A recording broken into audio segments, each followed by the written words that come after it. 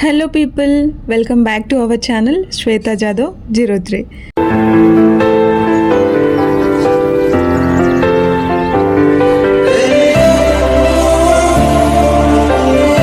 So మీరు నన్ను చాలా డేస్ నుంచి అడుగుతున్నారు కదా, మీ కంపెనీలో ఏమైనా ఓపెనింగ్స్ ఉంటే చెప్పండి అని చెప్పేసి. 2025లోనే ఫ్రెషర్స్కి ఒక బిగ్గెస్ట్ ఆఫ్ క్యాంపస్ డ్రైవ్ అవ్వబోతుంది. ఈ డ్రైవ్కి బీటెక్ 2024 అండ్ 2025 గ్రాడ్యుయేట్స్ ఎలిజిబుల్ అన్నమాట. మీరు 24 ఆర్ 25 బీటెక్ గ్రాడ్యుయేట్స్ అయితే ఈ వీడియో ఎండ్ వరకు స్కిప్ చేయకుండా చూడండి. నేను ఈ వీడియోలో ఎలా అప్లై చేయాలి, సెలక్షన్ ప్రాసెస్ ఎలా ఉంటుంది, రిటర్న్ టెస్ట్ టాపిక్స్ ఏమేమి అడుగుతారు, ఏ బ్రాంచెస్ వాళ్ళు అప్లై చేయాలి అన్నది అన్ని క్లియర్గా ఎక్స్ప్లెయిన్ చేస్తాను. సో ఈ మాస్ హైరింగ్ వచ్చేసి సిస్టమ్ ఇంజనీర్ రోల్ కోసం అన్నట్టు. Before we going to the main topic, I just wanted to clear your doubt. అదేంటంటే అసలు సిస్టమ్ ఇంజనీర్, సాఫ్ట్వేర్ ఇంజనీర్ రెండు ఈక్వలేనా ఆర్ రెండు డిఫరెంటేనా అన్నది మీకు ఒక డౌట్ ఉంటుంది. ఎందుకంటే సిస్టమ్ ఇంజనీర్ హార్డ్వేర్ కిందకి వస్తుంది కదా అని మీరు అనుకోవచ్చు. అలా ఏం లేదు. సో ఇన్ఫోసిస్ ఫ్రెషర్స్ ని, బీటెక్ గ్రాడ్యుయేట్స్ వాళ్ళనైతే సిస్టమ్ ఇంజనీర్ రోల్లో తీసుకుంటారు.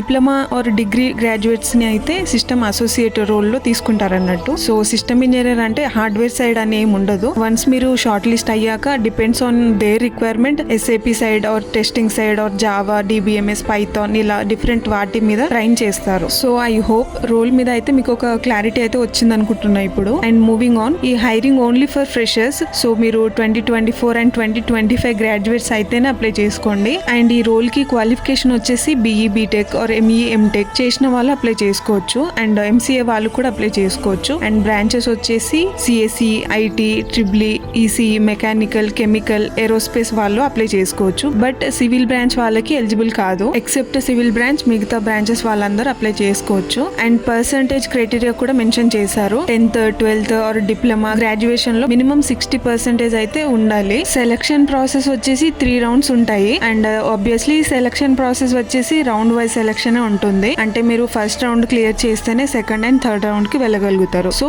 ఈ అసెస్మెంట్ ఫస్ట్ రౌండ్ అనేది చాలా ఇంపార్టెంట్ అని చెప్పొచ్చు. First round online assessment. ఇది 100 minutes డ్యూరేషన్ ఉంటుంది. ఇందులో వేటి మీద క్వశ్చన్స్ ఉంటాయి అని అంటే లాజికల్ రీజనింగ్, ఇందులో puzzles, sitting arrangements, blood relations, directions మీద క్వశ్చన్స్ ఉంటాయి. నెక్స్ట్ మ్యాథమెటికల్ ఎబిలిటీ, ఇందులో percentages, profit and loss, time and work, probability వీటి మీద క్వశ్చన్స్ ఉంటాయి.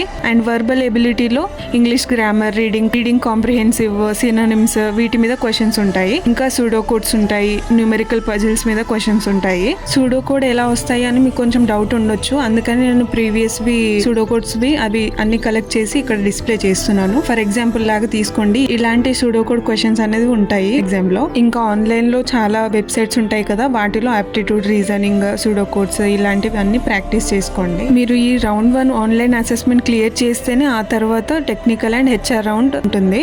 సో ఇంటర్వ్యూలో అయితే మీరు బీటెక్ లో చేసిన ప్రాజెక్ట్స్ గురించి అడుగుతారు. ఆ ప్రాజెక్ట్ ని మీరు ఎక్స్ప్లెయిన్ చేయాలి. ఆ ప్రాజెక్ట్ లో మీ రోల్ ఏంటి అండ్ రెస్పాన్సిబిలిటీ ఏంటి అన్నది ఎక్స్ప్లెయిన్ చేయాలి. అండ్ నెక్స్ట్ ఏదైనా ఒక ప్రోగ్రామింగ్ లాంగ్వేజ్ అయినా వచ్చి ఉండాలి. Like Python or Java or C++, ఇందులో ఒకటైనా ప్రోగ్రామింగ్ లాంగ్వేజ్ మీకు వచ్చి ఉండాలి. And as you all know, HR round లో అయితే tell me about yourself, Infosys కి మీరు ఎందుకు జాయిన్ అవ్వాలి అనుకుంటున్నారు, మీ స్ట్రెంగ్స్ ఏంటి, వీక్నెస్ ఏంటి, ఇలాంటి క్వశ్చన్స్ అడుగుతారు. సో ఇంటర్వ్యూ అయితే మోస్ట్లీ ఆఫ్లైన్ ఇంటర్వ్యూయే ఉంటుంది. So prepare well and perform well. So ఎలా అప్లై చేయాలి అని అంటే నేను అప్లికేషన్ లింక్ డిస్క్రిప్షన్ లో ప్రొవైడ్ చేశాను. సో అది క్లిక్ చేసిన వెంటనే మీకు ఇన్ఫోసిస్ కెరియర్ పేజ్ ఓపెన్ అవుతుంది. టర్మ్స్ అండ్ కండిషన్స్ చదివి యాక్సెప్ట్ చేయండి. ఆ తర్వాత మీ first and last name and email address అడుగుతుంది. ఈ డీటెయిల్స్ ఫిల్ చేశాక అకౌంట్ క్రియేట్ చేసుకోండి. ఆ తర్వాత అప్లికేషన్ ఫామ్ ఓపెన్ అవుతుంది. అందులో academic details, personal details, resume అన్ని మిస్టేక్స్ లేకుండా క్లియర్ గా క్రాస్ చెక్ చేస్తూ ఫిల్ చేసుకోండి.